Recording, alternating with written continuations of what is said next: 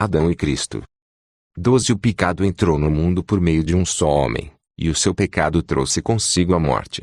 Como resultado, a morte se espalhou por toda a raça humana porque todos pecaram.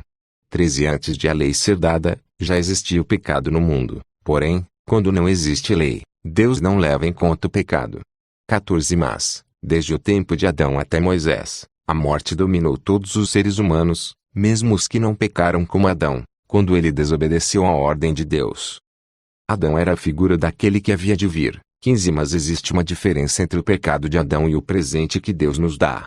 De fato, muitos morreram por causa do pecado de um só homem, mas a graça de Deus é muito maior, e Ele dá a salvação gratuitamente a muitos, por meio da graça de um só homem, que é Jesus Cristo.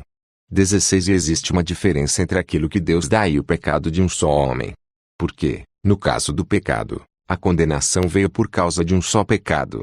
Porém, no caso da salvação, Deus perdoa os que têm cometido muitos pecados, embora não mereçam esse perdão.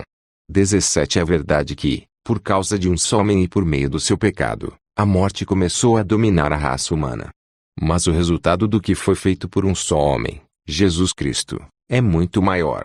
E todos aqueles que Deus aceita e que recebem como presente a sua imensa graça reinarão na nova vida, por meio de Cristo. 18. Portanto, assim como um só pecado condenou todos os seres humanos, assim também um só ato de salvação liberta a todos e lhes dá vida.